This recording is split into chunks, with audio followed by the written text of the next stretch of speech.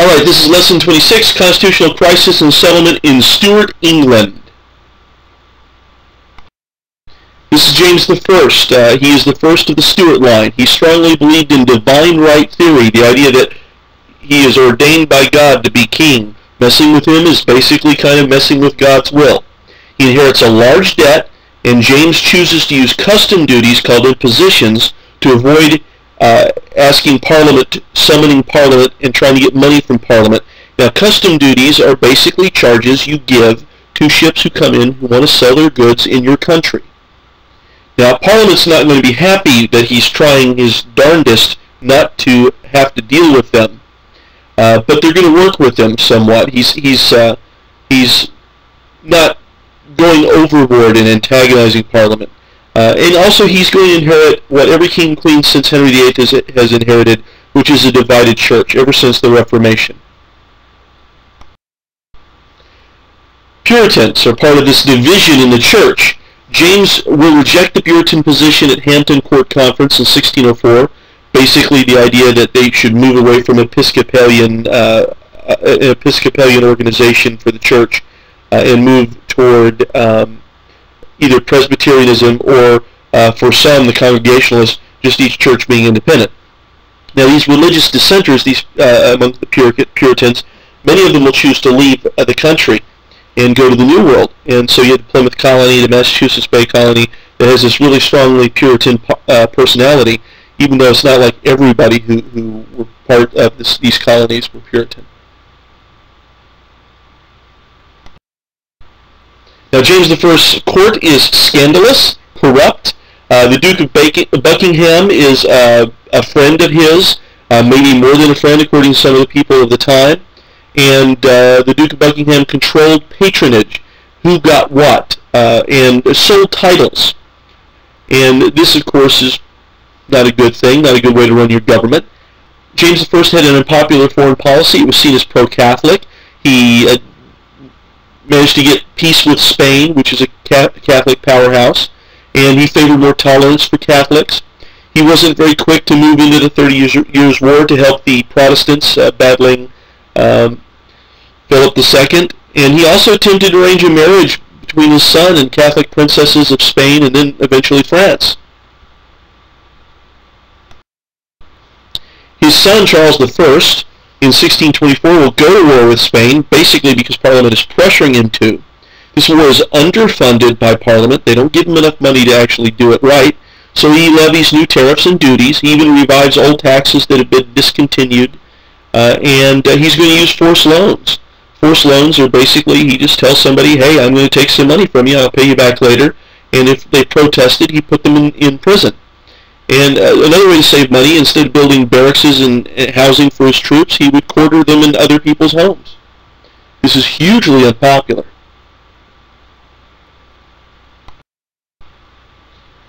So eventually he's going to have to call Parliament for more money. They require that he sign the Petition of Right in 1628, the conditions of which were there would be no forced loans or taxes without Parliament's consent. No taxation without representation. That ought to sound pretty familiar to you. No arbitrary imprisonment. You have to have a fair trial, all that kind of stuff. No quartering of troops. So Charles I agrees to this to get the money, but then he doesn't call Parliament until 1640, which is going to tick them off. How does he get along without Parliament? He makes peace with France and Spain to save money. Thomas Wentworth, one of his ministers, is going to streamline the administration of government, ruthlessly exploit old laws and taxes to make money. So really go after fining people and old taxes that had been discontinued.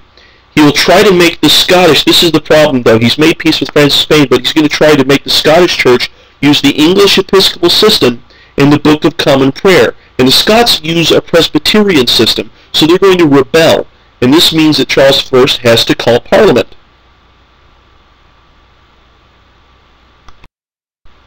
And so we have the short Parliament. Parliament will meet, and this has been years since they had met, and they're going to demand that their grievances be addressed. Charles I is not the least bit interested in such a thing, so he dissolves the short Parliament, and then the Scots win the Battle of Newburn.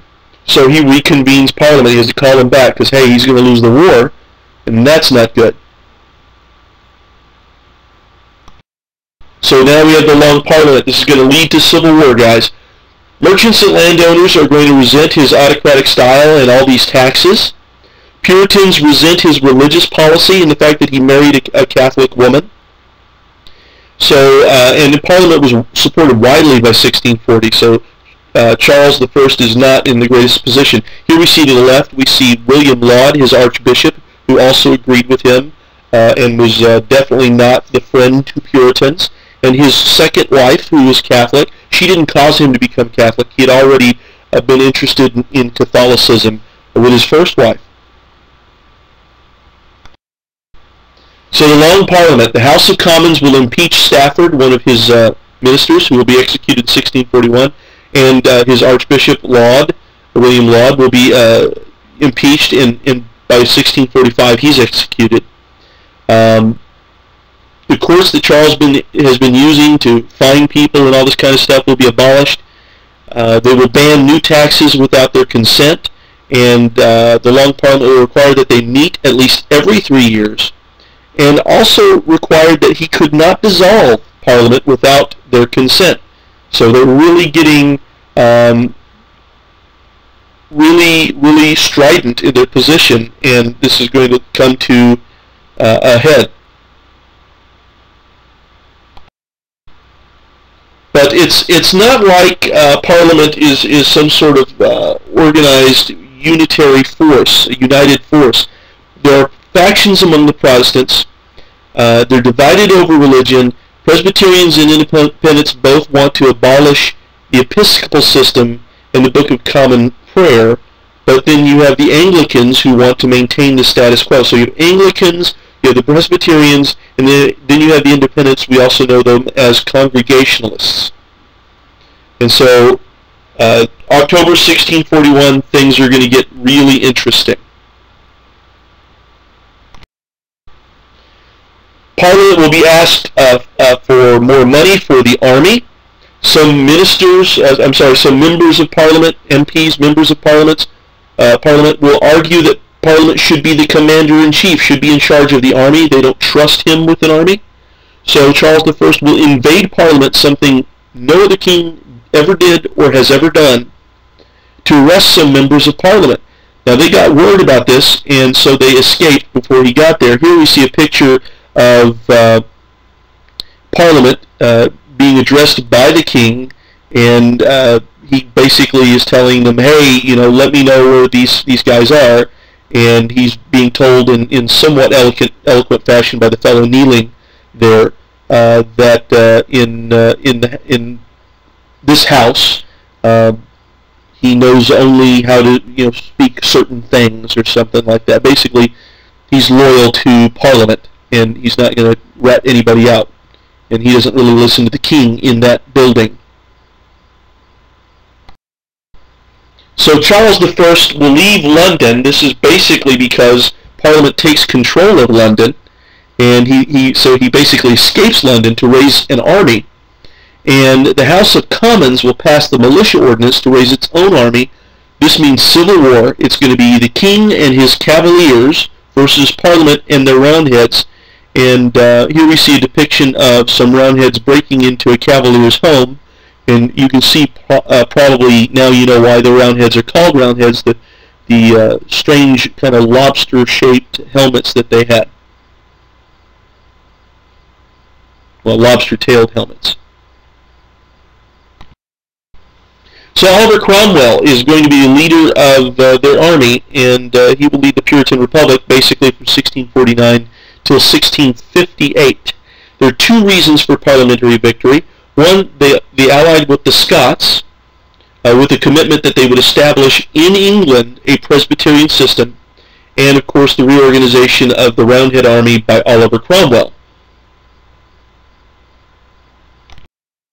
And here we see the flag of this republic. Charles I will be defeated by 1645, and members of Parliament who are sympathetic to him will be expelled. He'll be basically detained until 1649. He'll be tried and executed, and Parliament will have the monarchy, the House of Lords, and the Church of England, the Episcopalian Anglican Church, abolished. And here we see the trial of Charles I. The Protectorate. Now,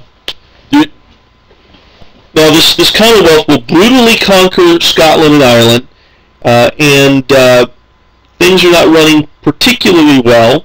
The House of Commons will decide that they need to disband Cromwell's army because it's expensive, and Cromwell will decide that's not going to happen. Instead, he disbands the House of Commons in 1653. So now you don't have a Parliament. Parliament wages a war to stop the king from basically not letting Parliament do anything, and here comes their general, and he basically becomes the kind of ruler the king wanted to be. So, but he doesn't do much better. The Protectorate is not any better than the Commonwealth in making things run on time and efficiently. And the people resent Puritan prohibitions on drinking, on theaters, on dancing. Basically, the Puritans are not much fun, and a lot of people aren't really that committed to these kinds of ideas the Puritans have. Cromwell will die in 1658. His son Richard will take over, but he's just not that effective, and very quickly the monarchy will be restored in 1660.